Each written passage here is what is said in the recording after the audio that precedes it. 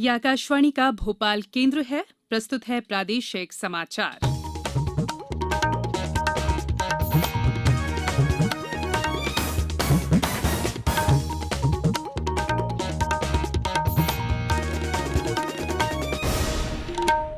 नमस्कार, समाचारों के साथ मैं संयुक्ता बनर्जी। पहले मुख्य समाचार। मुख्यमंत्री ने कहा, प्रदेश में सरकारी नौकरियां अब राज्य के बच्चों के लिए ही होंगी। प्रधानमंत्री 30 अगस्त को आकाशवाणी से करेंगे मन की बात। छतरपुर में शुरू हुए एक संकल्प बुजुर्गों के नाम अभियान को अन्ना हजारे ने भी सराहा। और प्रदेश में भारी बारिश से जनजीवन पर असर, बरगी बांध के 13 गेट खोले गए। अब समाचार विस्तार से। मुख्यमंत्री शिवराज सिंह चौहान ने आज कहा कि अब सरकारी नौकरियां सिर्फ राज्य के बच्चों के लिए ही होंगी। श्री चौहान ने भोपाल में बताया कि इस संबंध में सरकार ने फैसला ले लिया है और आवश्यक कानून बनाने की तैयारियां भी शुरू कर दी गई हैं। श्री चौहान ने एक वीडियो संदेश के माध्यम से कहा कि मध्य प्रदेश के संसाधनों पर अब इस राज्य के निवासियों का हक होना चाहिए। आज मध्य प्रदेश सरकार ने एक महत्वपूर्ण फैसला किया है। मध्य प्रदेश की शासकीय नौकरियां अब केवल मध्य प्रदेश के बच्चों को दी जाएगी। इसके लिए हम आवश्यक कानूनी प्रावधान कर रहे हैं। मध्य प्रदेश के संसाधन मध्य प्रदेश के बच्चों के लिए।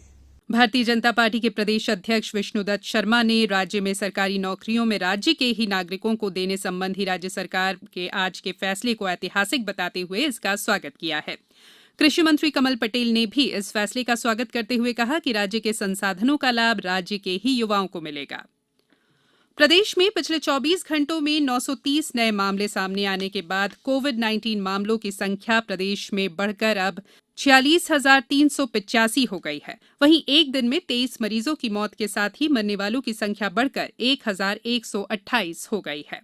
राज्य में स्वस्थ होने वालों की संख्या 35,025 हो गई है। कल भी अस्पतालों से 987 कोरोना वायरस रोगियों को ठीक होने के बाद छुट्टी दी गई। प्रदेश में अब 10,232 सक्रिय मामले हैं। कोरोना संक्रमित लोगों की जिलेवार संख्या देखें तो बीते 24 घंटों में इंदौर में कोरोना के सर्वाधिक 245 नए प्रकरण मिले हैं। इसके बाद भोपाल में 125, खरगोन में 36 और ग्वालियर तथा गुना में 20-20 प्रकरण मिले हैं।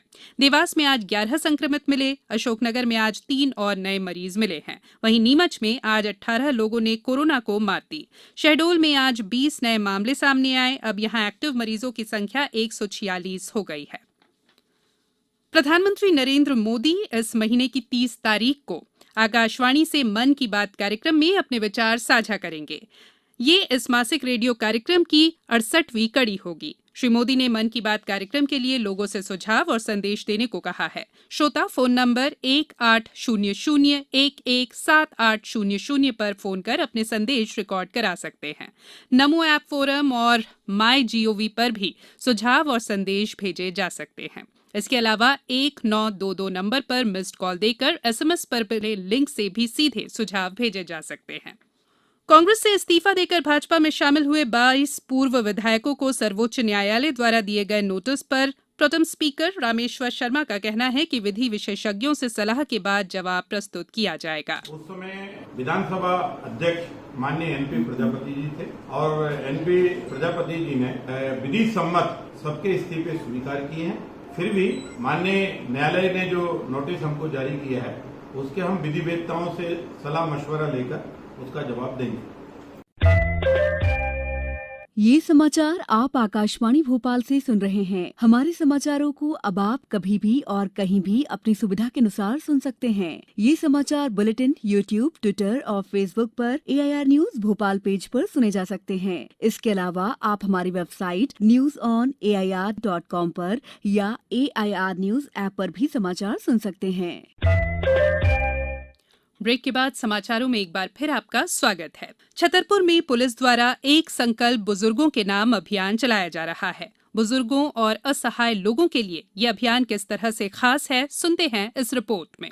वैश्विक महामारी कोविड-19 के दौरान घरों में अकेले रहने वाले बुजुर्गों के लिए पुलिस का एक संकल्प बुजुर्गों के नाम अभियान वरदान साबित हो रहा है। इस अभियान में पुलिस द्वारा बुजुर्गों को खाने पीने की सामग्री से लेकर उनके स्वास्थ्य तक का ख्याल रखा जा रहा है। एसपी सचिन शर्मा ने कहा कि लोग भी उन बुजुर्गों की सूचना संबंधित थानों में पहुंचा सकते हैं जिनको मदद की दरकार है। संकल्प एक अभियान है छतरपुर पुलिस के द्वारा, जो कि कोरोना संक्रमण के दौरान जितने भी हमारे सम्मानित वृद्धजन हैं जो कि अकेले रहते हैं उनको हम चिन्हांकित करते हैं पूरे जिले में और प्रयास करते हैं 7 मूलभूत सुविधाएं अगर वो फ़ोन करते हैं तो उन तक पहुंचाने का प्रयास करें। इसमें प्रमुख तौर पे जैसे राशन है, सब्जियां हैं, दवाइयां हैं, चिकित्सक परामर्श फ़ोन पर खासकर किसी डॉक्टर से, इसके अलावा TV recharge, mobile recharge, online application जैसी सुविधाएं हम उपलब्ध कराने का प्रयास करें। भ्रष्टाचार के खिलाफ आवाज उठाने वाले वरिष्ठ समाज सेवी अन्ना हजारे ने छतरपुर पुलिस अधीक्षक सचिन शर्मा की प्रशंसा की है। इस संबंध में उन्होंने एक वीडियो जारी किया है जिसमें उन्होंने नागरिकों से अभियान में सहयोग करने की अपील की है। पुलिस अधीक्षक शर्मा साहब जो काम कर रहे हैं ये समाज और देश के लिए बहुत महत्वपूर्ण काम है। लगता है छोटा सा लेकिन बहुत महत्वपूर्ण काम है। ये नवयुवकों को प्रेरणा देने वाला है और ऐसे काम आप करेंगे उसका आनंद आपको मिलेगा वो उससे आपका सेवा भाव बढ़ते जाएगा। तो मेरी विनती है कि पुलिस अधीक्षक श्री सचिन शर्मा जी ने जो उपक्रम शुरू किया उसको सबने साथ देना है। ये समाज और देश के लिए ये प्रोग्राम बहुत महत्वपूर्ण है। देशभक्ति, जनसेवा, मध्य प्रदेश पुलिस का यही ध्येय वाक्य है। छतरपुर जिले में पुलिस जिस तरह असहाय बुजुर्गों का सहारा बनी है उससे ये शब्द हकीकत बन गया है। छतरपुर से सुनील पांडे के साथ समाचार कक्ष से मैं राशिद अहमद खान। प्रधानमंत्री नरेंद्र मोदी स्वच्छता सर्वेक्षण 2020 के नतीजों की घोषणा 20 अगस्त को करेंगे। ये देश का 5वां वार्षिक स्वच्छता सर्वेक्षण है। स्वच्छता महोत्सव नाम के इस कार्यक्रम में उल्लेखनीय निष्पादन करने वाले राज्यों और शहरों को कुल 129 पुरस्कार दिए जाएंगे।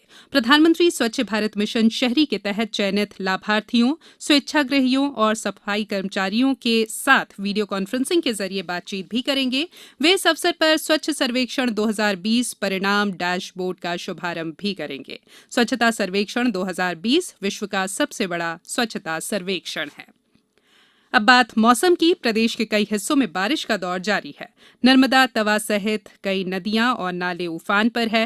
राजधानी भोपाल सहित कई जिलों में रुक रुक कर बारिश हो रही है। जबलपुर में बरगी बांध के 13 गेट खोले गए हैं। वहीं शहर में बीते 24 घंटों में 5 इंच बारिश से जल भराव की स्थिति बन गई है। होमगार्ड की रेस्क्यू टीम ने करीब 60 लोगों को नाव के सहारे सुरक्षित बाहर निकाला। पन्ना में जोरदार बारिश का दौर जारी है। इस कारण शहर के निचले इलाकों में पानी भर गया। उधर रायसेन में बीते 24 घंटों में 32.6 मिलीमीटर बारिश दर्ज की गई। मौसम विभाग ने चेतावनी दी है कि अगले 24 घंटों में जबलपुर और सागर संभागों के कई जिलों और विदिशा, रायसेन जिलों में कहीं कहीं अति भारी बारिश हो सकती है। वहीं रीवा, सतना, अनूपपुर, उमरिया, डिंडौरी, खंडवा, खरगोन, अलीराजपुर, होशंगाबाद, सीहोर, बैतूल, अशोकनगर, शिवपुरी सहित कई जिलों में भारी बारिश की संभावना है।